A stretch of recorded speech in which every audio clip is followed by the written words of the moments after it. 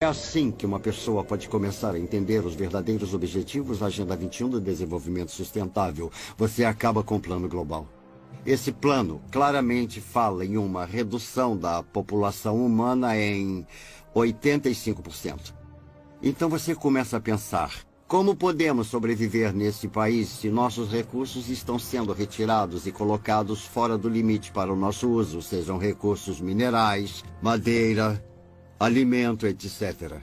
Se formos remover metade das terras desse país para uso de produção humana, é só uma questão de tempo, até que a população humana comece a diminuir. Mas quando entendemos que esse é o plano das Nações Unidas, podemos começar a colocar isso na perspectiva que precisamos. Maury Strong, das Nações Unidas, ele é um cara muito altruísta. Ele acha que está fazendo a coisa certa para a maioria das pessoas, defendendo que podemos matar alguns deles porque existem muitos. Eu acredito que todo o conceito de controle da população e diminuição da população do mundo para um número em que possamos sustentar o desenvolvimento e chegar até menos de 1 bilhão está preparando o palco para a perseguição em massa. E se as pessoas comprarem essa ideia, que grande parte do mundo deve ser eliminada para que aqueles que sobrarem continuem vivendo. Vamos ver mais guerra, mais fome, mais doenças, algumas delas espalhadas de propósito para reduzir a população humana.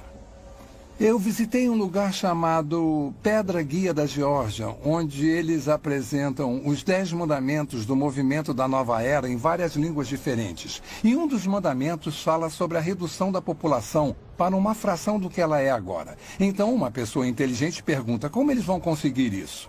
Se esse é um dos objetivos e eles vão trabalhar para alcançar esse objetivo, então quem serão as vítimas e como eles vão escolher quem vive ou morre? As pessoas acham difícil de acreditar porque não ouvem de muitas fontes.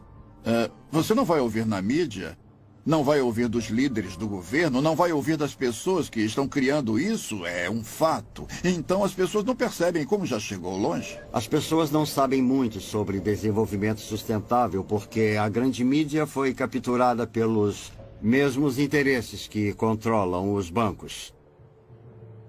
Nosso sistema de informação público foi comprado ou foi tomado por essas forças que desejam a criação desse mundo único em que os seres humanos se tornam bens da elite mundial. E parece que há muitas pessoas se oferecendo para serem mestre de escravo e manter essa informação escondida. A perda da liberdade não está sendo imposta para a maioria das pessoas no mundo ocidental, não está sendo imposta pelas forças armadas com baionetas, armas e bombas, mas com propaganda. Eles nos convenceram. Apareceu na capa do New York Times, do Washington Post, do The Globe and Mail, do Toronto Star, ou do CBC Nightly News com Peter Mansbridge, se ele ainda estiver por aí vivo.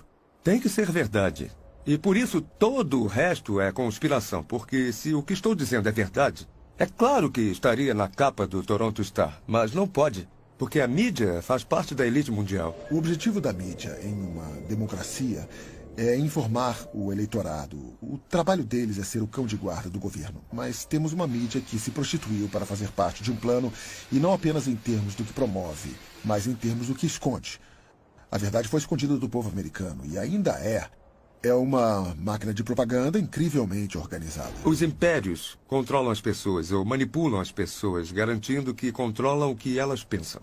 E é exatamente isso que eles fizeram tão bem, porque o melhor hipnotizador do mundo é essa caixa preta, que todo mundo tem em sua sala de estar, chamada televisão, que nos diz o que comer, pensar, vestir, como andar, o que falar. Sabemos mais sobre a vida de Britney Spears do que sobre a vida dos nossos cônjuges. É uma progressão gradual de pessoas bem-intencionadas que apenas querem a paz mundial, para aquelas que aceitam conceitos panteístas e, por fim, uma pequena porcentagem daquelas que adoram Lúcifer ou Satanás. O mal existe.